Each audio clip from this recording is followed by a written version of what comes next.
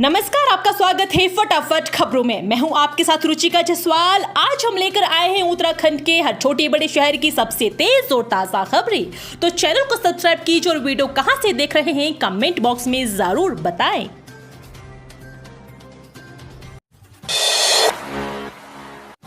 40,000 आंगनबाड़ी कार्यकर्ताओं को सेवानिवृत्ति पर 1 लाख रुपए देगी सरकार, बनाया जा रहा प्रस्ताव। प्रदेश के 40,000 आंगनबाड़ी कार्यकर्ताओं और सहायिकाओं के लिए राहत की खबर है। उन्हें मुफ्त इलाज की सुविधा और सेवानिवृत्ति पर एक मुश्त 1 लाख रुपए देने की तैयारी है।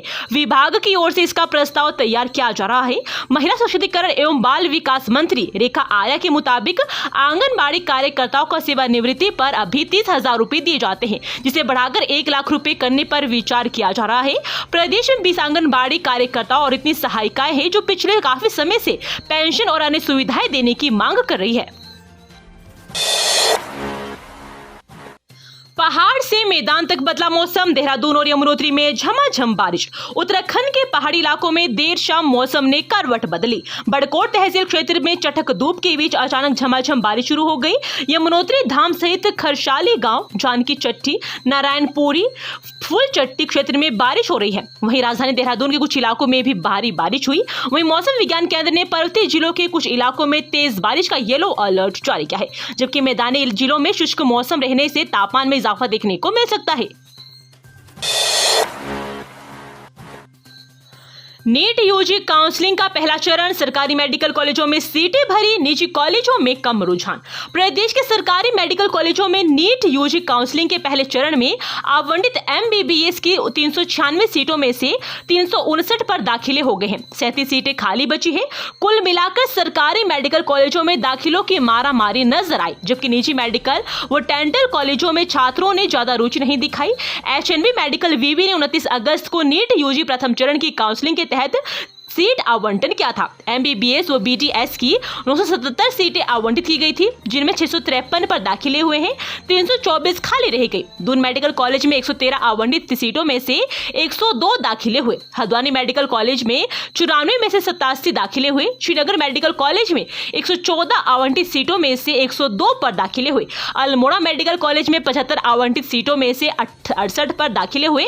हिमालयन मेडिकल कॉलेज और ग्रांट में 142 आवंटित सीटों के मुकाबले 100 दाखिले हुए, जबकि एसजीआरआर मेडिकल कॉलेज में 136 आवंटित सीटों के मुकाबले 60 दाखिले हुए। सीमा डेंटल कॉलेज में 92 में से 58 और उत्तरांचल डेंटल कॉलेज में 85 में से 44 सीटों पर दाखिले हुए हैं। मातृशक्ति का मिला साथ तो भरने लगा नगर निगम का खजाना, त्रिवेणी स्वयं सहायता समूह ने दूर कर दिया घाटा। मातृशक्ति ने फिर साबित कर दिखाया कि उस पर भरोसा किया जाए तो कोई भी काम असंभव नहीं। कूड़ा उठान सेवा के यूजर चार्ज की वसूली को लेकर परेशान ऋषिकेश नगर निगम को मातृशक्ति का साथ मिला तो महज 7 महीने में यूजर चार्ज की वसूली में 5 गुना बढ़ गई। इससे डोर टू डोर कूड़ा उठान सेवा में जो घाटा हो रहा था उसका संकट भी दूर हो गया है। यह तब संभव हो पाया जब नगर आयुक्त ने सभी 40 वार्डों में सेवा का लाभ देने वाले प्रत्येक परिवार और व्यापारिक प्रतिष्ठान की निगरानी व यूजर चार्ज वसूलने का जिम्मा मातृशक्ति को सौंपा। एमबीबीएस की फर्जी डिग्री से सरकारी नौकरी पाने वाला गिरफ्तार, रुड़की में था मेडिकल ऑफिसर के पद पर तैनात। एमबीबीएस की फर्जी डिग्री लाकर इंडियन मेडिकल काउंसिल उत्तराखंड में पंजीकरण कराने और सरकारी अस्पताल में चिकित्सा अधिकारी की नौकरी पाने वाले फरार आरोपित को आखिरकार पुलिस ने दबोच लिया है। आरोपित 3 वर्ष से फरार था और पुलिस की ओर से आरोपित पर 5,000 रुपए का इनाम भी रखा गया था। दोनों पुलिस ने नामी आरोपित को हरियाणा के करनाल से गिरफ्तार कर लिया है। उत्तराखंड के कई गांव में बाहरी लोगों का प्रवेश प्रतिबंधित, लगे साइन बोर्ड, लिखा घूमना व्यापार करना वर्जित। पहाड़ी क्षेत्रों में लगातार बाहरी लोगों द्वारा शांत माहौल को खराब करने के प्रयास को लेकर केदार घाटी के कई गांव में ग्रामीणों ने विरोध में गांव में साइन बोर्ड लगाकर चेतावनी जारी की जा रही है। इस चेतावनी बोर्ड में पुलिस से वार्ता के बाद ग्रामीणों ने कुछ शब्दों को हटाते हुए बाहरी व्यक्तियों के प्रवेश पर रोक संबंधी बोर्ड लगाए हैं। पहाड़ी क्षेत्रों में लगातार बाहरी लोगों द्वारा शांत माहौल को खौफजदा करने के खिलाफ ग्रामीणों में भारी आक्रोश है। केदार घाटी की ग्राम पंचायत रविग्राम, गौरीकुंड, न्यालसू, खड़िया, मेखंडा सहित 2 दर्जन गांव में फेरी वाले व बाहरी लोगों के प्रवेश पर रोक लगाने को लेकर स्थानीय लोगों ने साइन बोर्ड लगाए हैं, जिसमें ग्रामीण क्षेत्रों में बिना सत्यापन के फेरी और अन्य बाहरी क्षेत्रों से आने वाले संदिग्ध लोगों की आवाजाही पर पूरी तरह रोक लगाने की मांग की है। उत्तराखंड में दुनिया की इकलौती जगह जहां खिलते हैं 500 से अधिक प्रजाति के फूल, पर्यटकों की भीड़ का टूटा रिकॉर्ड।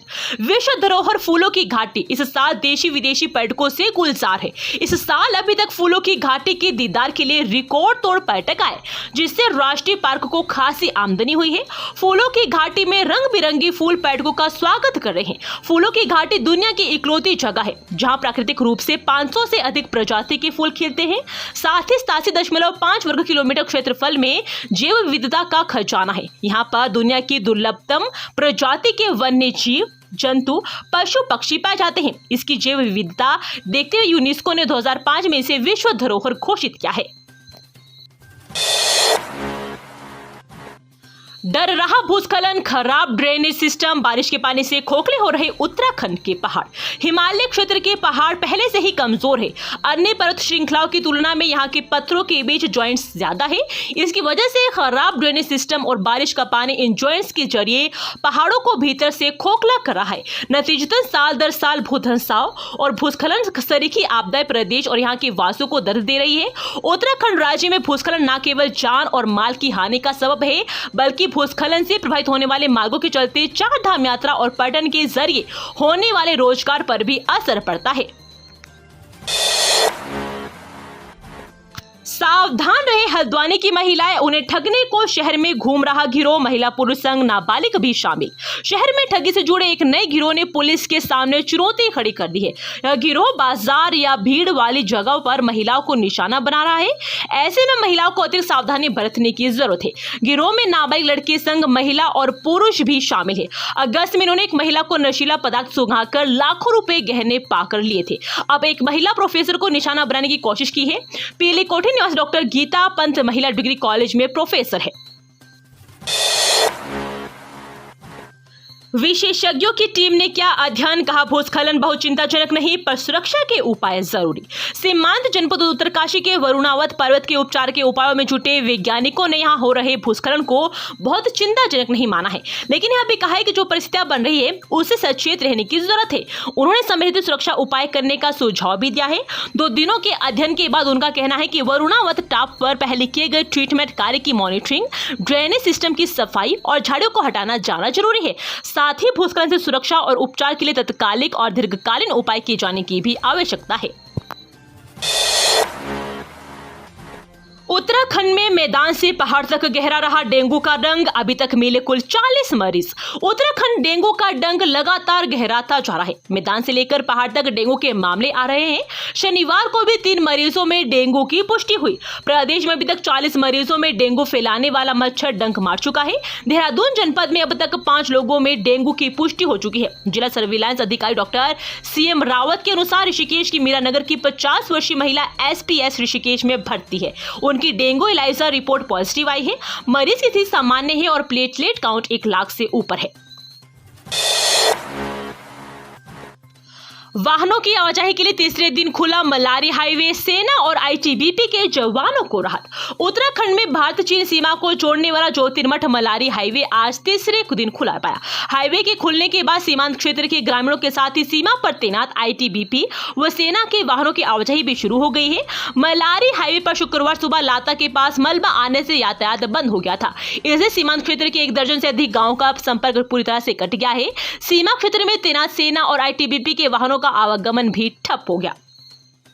ये थी आज की फटाफट खबरें। हम मिलेंगे अगले बुलेटिन में, तब तक के लिए धन्यवाद। जय हिंद।